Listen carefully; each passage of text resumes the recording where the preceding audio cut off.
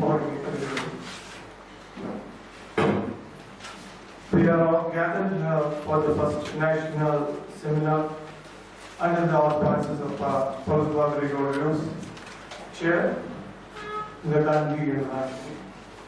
So it's indeed a happy moment for us because hardly 2 months back we had the inauguration of the Paulose Mar Gregorios Chair,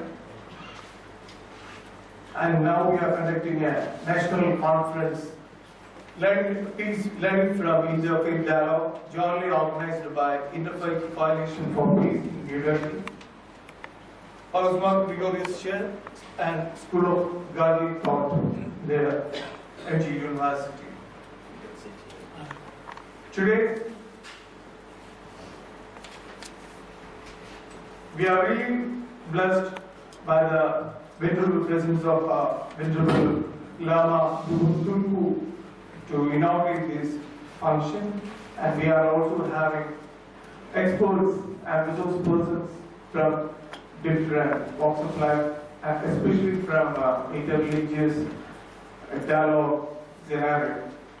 First of all, I would like to welcome the President, the Chair of this function, inaugural function, Dr. M.S. John, the Head of the Gandhian Studies Department, who has a constant support and guide in all our efforts. I thank him for his encouragement and help towards conducting this program, and on behalf of you all, I welcome Dr. M.S. John. And today's chief guest, Venerable Lama Tulku, who is a former director of Tibetan House in Delhi, long associate of His Holiness Dalai Lama, a Buddhist thinker and philosopher. Presently, is working as managing trustee of World Buddhist Cultural Trust.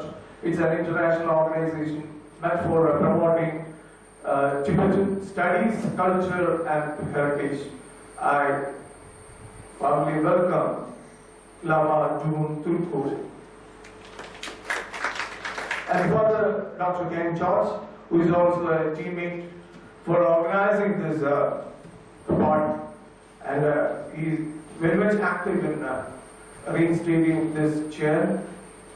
Basically, a theologian and also a interreligious expert. I also welcome Achin to this function. We are really blessed with the presence of so many experts and resource persons like around Dr. M.G. Joseph, who is the principal of Mandoma Seminary, a co-theologian, also a former director of the Ecumenical Center in Bangalore. That time, Achin was organizing so many programs, and even still is very active in interfaith relations and interfaith dialogue. I welcome him too. Father Dr. Reggie Matthew is a former principal of the Orthodox Theological Seminary in Nagpur. Presently, the star in FFR is Rambo University, who is not the chair. I welcome him.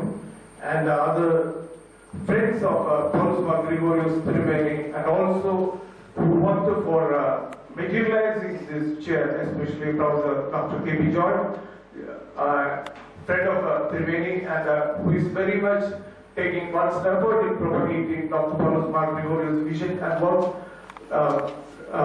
John Fuller and Mr. Thomas John.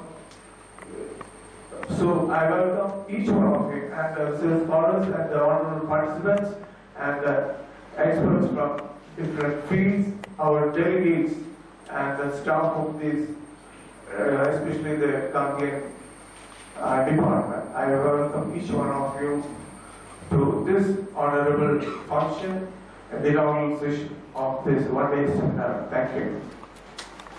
Venerable Lama Tulku, Father Dr. K.M. George, Father Varghese, distinguished guests, colleagues, and dear friends.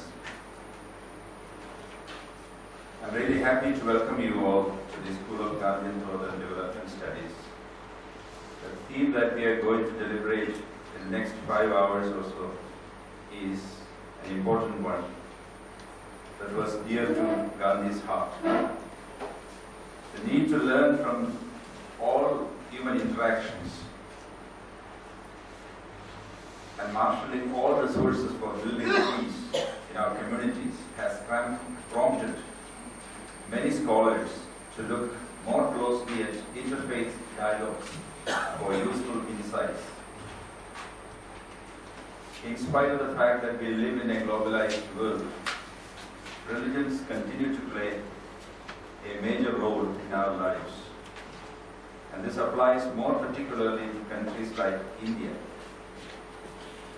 That's why the famous Catholic theologian Hans Kuhn said, "There can be no peace between the nations until there is peace between the religions. There can be no peace between the religions until there is dialogue between the religions." Well, what is interfaith dialogue? Faith can include religion, but it can also be more personalized without much connections to any specific religion. In that sense, interfaith dialogues are dialogues that take place among spiritually minded persons and not merely followers of particular religions. How do we communicate among people who are spiritually different or diverse? Naturally, a space in which people feel comfortable becomes necessary before such communication can take place productively. This pre-dialogic space has to recognize the importance of all spiritual voices. Interfaith dialogues are expected to operate at three levels: at the cognitive level, the spiritual level, and at the practical level. There are some commentators who compare it to changes that should take place in the head, in the heart, and through the hand.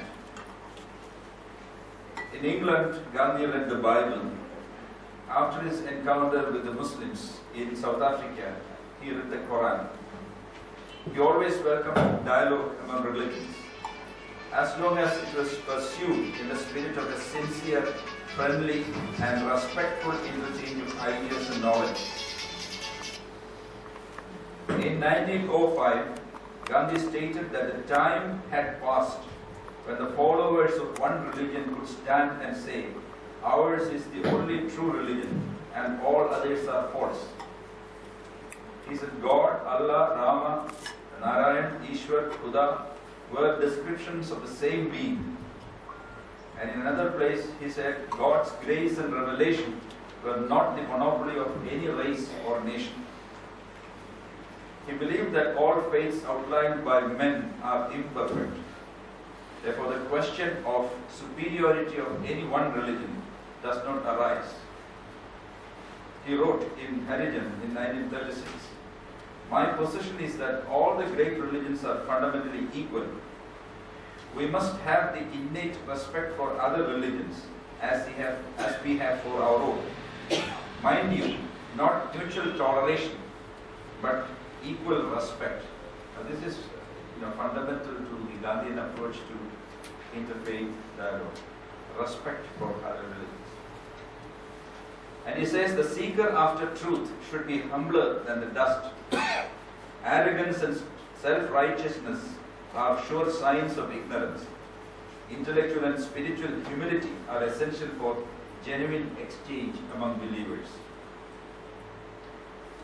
In other words, interfaith dialogue is expected to create an ambience in which one is able to recognize and appreciate the difference of others without compromising one's own beliefs.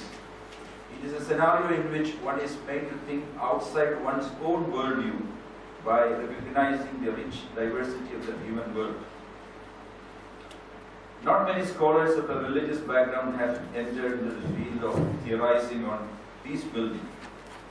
There are, of course, exceptions. The late Adam Kerr of the University of Dashford, a Quaker himself, and John Paul Lederach, a Mennonite who was attached to the Eastern Mennonite University in Virginia. These are two people who have made significant contributions in the area of peace building. emerging from a religious background. Adam Curl talks about the need to empower weaker parties in asymmetric conflicts involving unequals. It is necessary that we protect the weaker side, we side with the weaker side and address issues of justice. Lederach talks about the ways by which we can transform destructive conflicts into constructive conflicts. The word transformation is important. And for transformation, you employ not only resources built on reason, but you go beyond that to tap faculty of the human heart by enabling virtues like forgiveness, mercy, repentance, and so on. I hope that the contributions of interfaith dialogue to the peace-building field will expand in the years to come. I wish you all a fruitful session with ample opportunities for exchange of ideas this morning as well as in the afternoon. Thank you. Father George, Father Ortiz, Professor John, distinguished participants, faculty members, and dear students. I feel that it is very appropriate to have this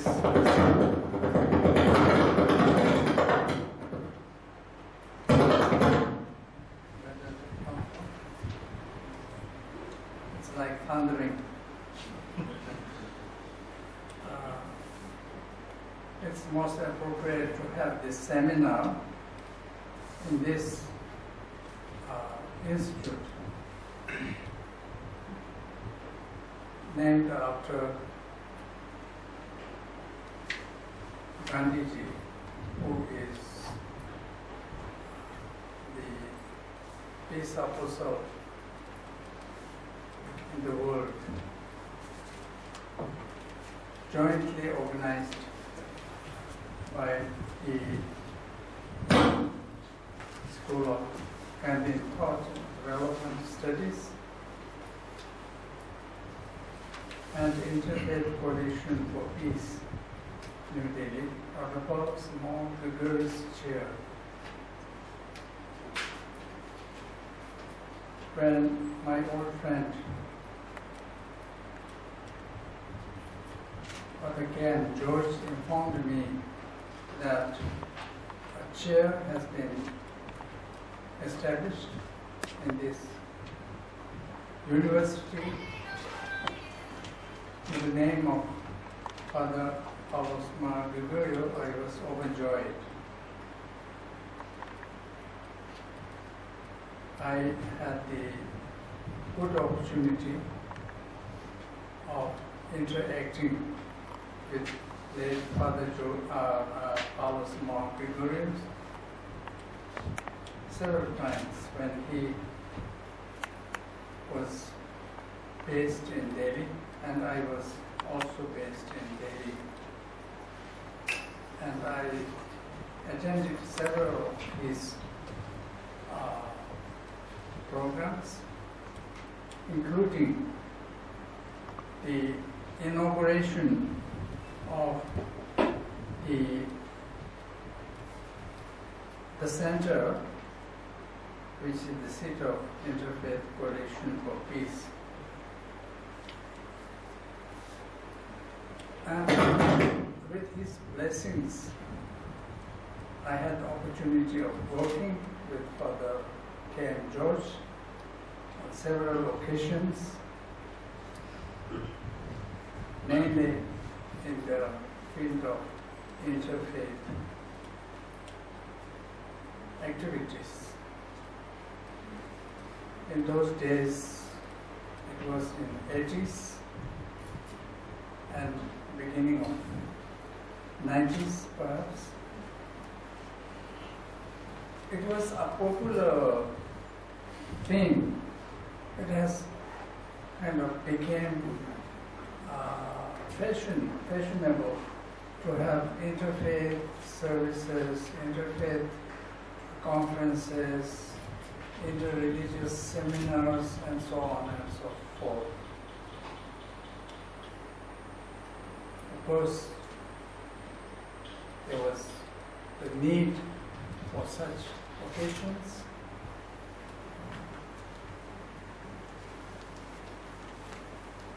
But then I also noted that later on, the enthusiasm of interfaith activities were slowly changing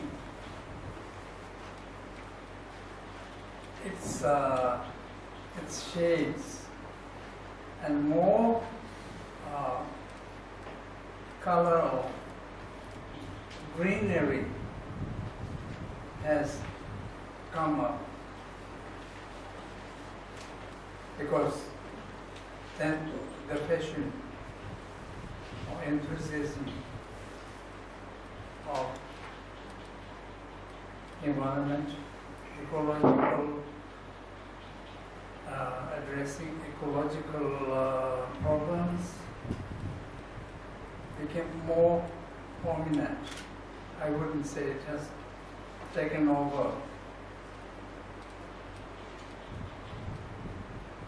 But then, in recent years, I also see that interfaith, interreligious activities are making a comeback, which is very welcome. Because as Professor John was reading from a book by Gandhi, that unless there is good interaction, good understanding amongst the religious traditions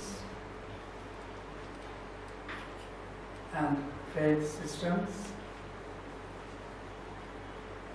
it is difficult to imagine and visualize a world peace outside.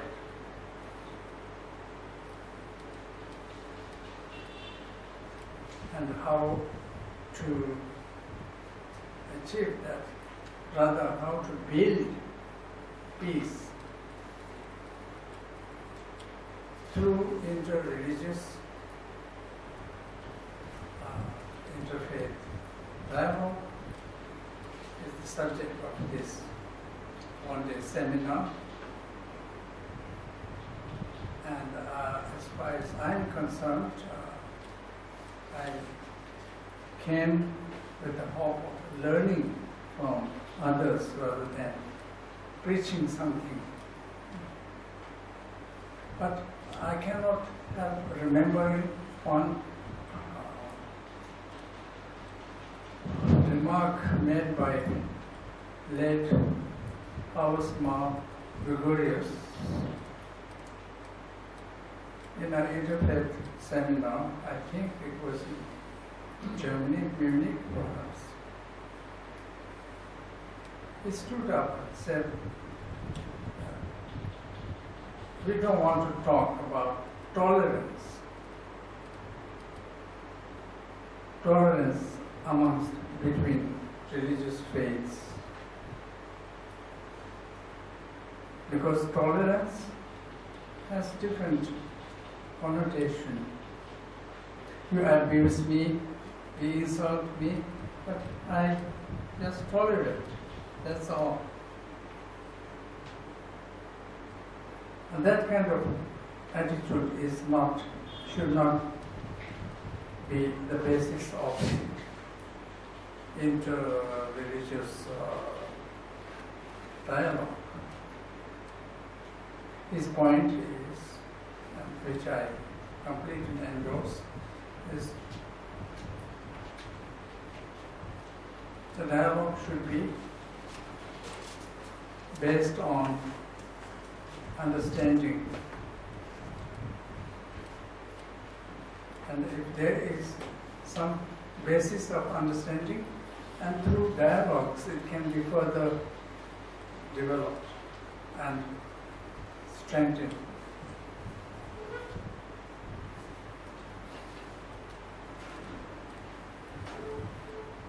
So understanding each other's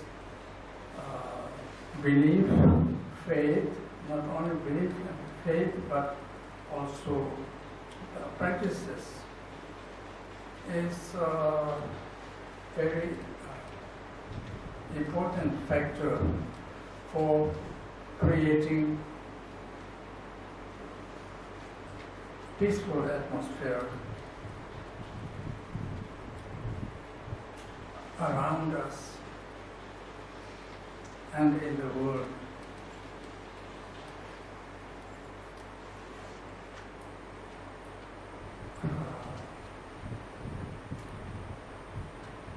How can the understanding be extended? To what extent it can be developed, etc., should be addressed at such seminar as this. So at this point, I would like to thank Father Ken George for inviting me and giving me this opportunity to be here, and I'm very happy that I see and meet Professor John, who came to pick me up at the airport day before yesterday. And I was only hoping to have a glimpse of him here, which I was surprised to find him there with his car. So I'm very happy to meet him because we also had occasion of having some discussion. I think it was last year in Hyderabad. I organized a seminar which was sounding similar to this. That was also on peace. And I particularly like this title, this word in the title of the seminar, building. It has to be built, right? You cannot achieve peace so easily. It has to be built brick by brick and with day-to-day's effort.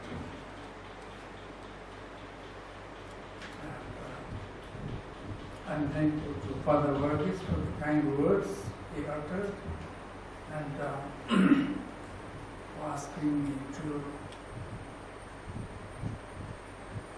so-called inaugurate seminar. Well, I don't know how to inaugurate it, but Lighting the lamp. yeah, lighting the lamp is easy and cutting a ribbon is easy, but I know these are done normally by celebrities and people in high positions, powerful positions, not like monk, not a monk like me, but I consider this as a gracious attitude of my friend K.M. George. So with these words, I will light the lamp and declare this seminar open.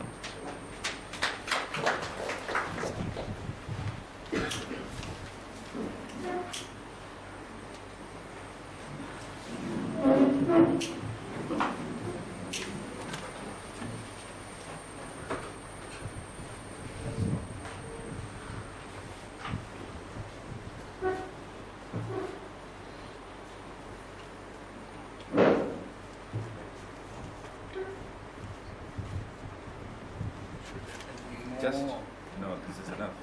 Is enough? We save a lot of time. Oh, okay.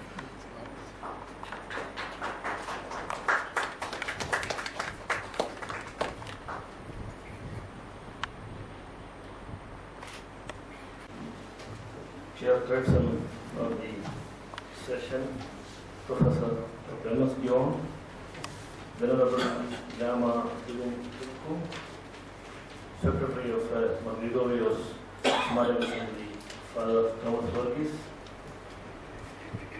distinguished members of the faculty, friends and students. Let me make a personal remark at the very beginning. I had the pleasure of associating myself with Lama Dugum Tulku in the mid-80s, and we had a very vibrant group of people from different religions. We were coming together and we created a forum for religious interfaith harmony in Delhi, and we had some very important events. And then we had luminaries like His Holiness the Dalai Lama, Dr. Karan Singh, Metropolitan Dr. Paulose Mar Gregorios to lead us. So we have that very good memory of those times. I'm very happy that Lama Dugum Tulku is still very active in peace initiatives in Andhra Pradesh near Nagarjuna Sagar Dam. He is going to build a big center to promote these activities.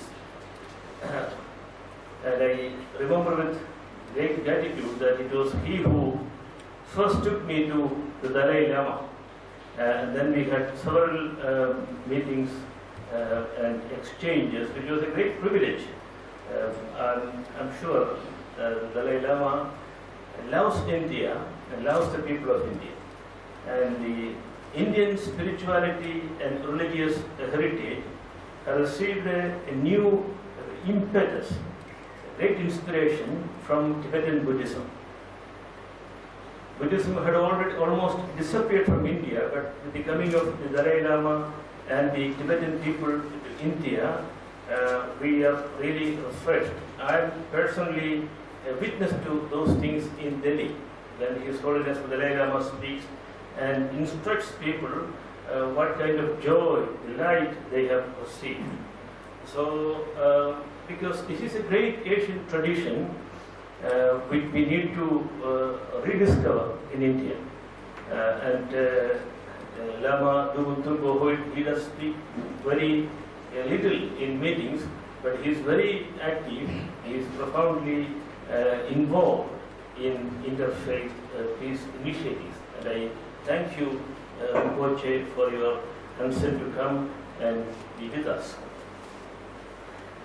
I need to say a word about the purpose of this interfaith discussion at the Faculty of Language Studies under the auspices of Paulose Mar Gregorios Chair. Well, India is the home of some of the most ancient living religions, but modern India is a secular republic according to our constitution.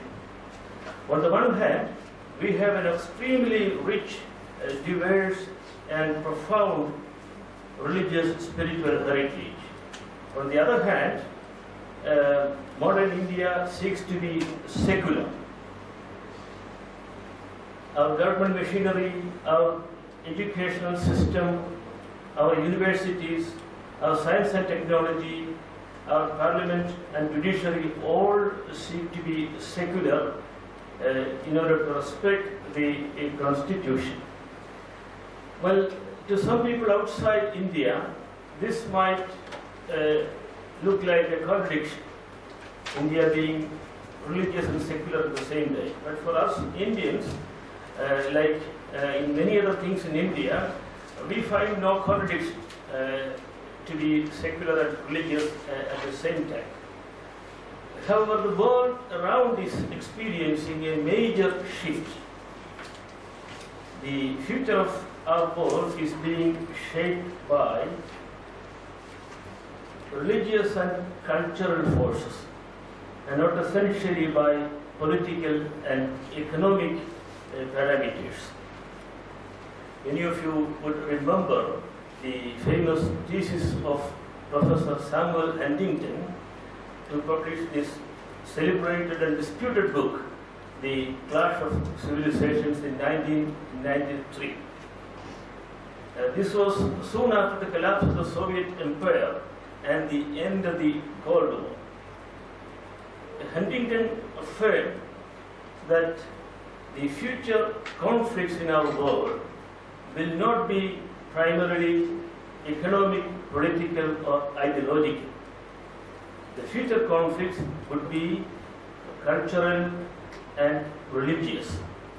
Let me quote one sentence from his famous work.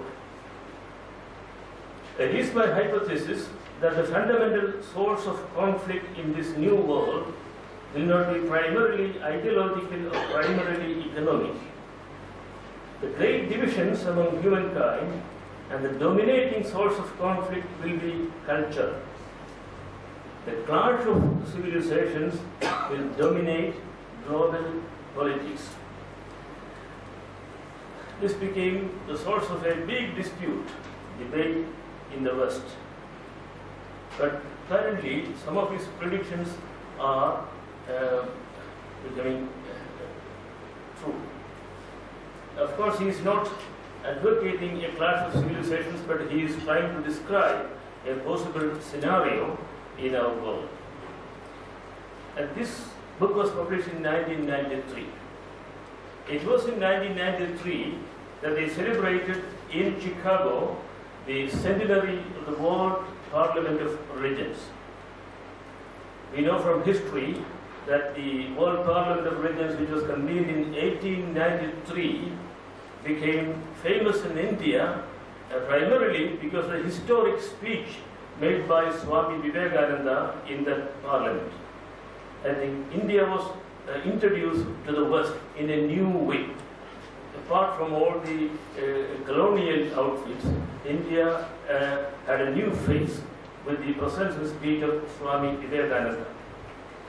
Very few people know that the inaugural speech at the centenary celebrations in 1993 was made by another Indian, somebody from Kerala, Dr. Paulose Mar Gregorios. His speech, The Vision Beckons, became the most debated, discussed speech in the whole centenary celebrations of the World Parliament of Religions.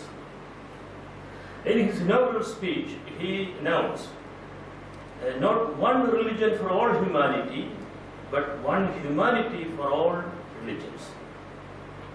I think this serves as a good motto for all interfaith dialogues, and particularly those events that are happening in India. It is a human person and human community that are at the heart of any authentic religious cause. If you divide that one humanity in the name of any religious faith or doctrinal theology, then religion itself is defeated. Therefore, the objective of this conversation, or any conversation between religions, is to seek more and more common ground. In recent times, the global threat of ecological crisis has provided one such common forum for the creative collaboration of religions. Unfortunately, such things happen only in an emergency at a time of serious threat to human existence. But we can certainly find more positive occasions to find a common space in our self-understanding as human beings and in affirming our planet Earth as our home, our common home. I believe that a deeper and intense search for what is human should set the agenda for interfaith dialogue today. The great Buddha took it up 2,500 years ago in our country and addressed that question, what is human? And he bracketed the whole question of God in order to focus on this question of what is human and what is human reason. If he had taken the God question also, then the whole thing will be subverted. So he bracketed that and put his focus on what is human. I think this seminar will take up that issue in a new way. Because if there is no human being, there is no religion. So human being is at the heart of our quest for harmony. Well, when we say human being, we say human being is not alone. He is in the lap of nature. From the macrocosmos to the microbes to the bacteria, he is fully integrated into the great world, great universe.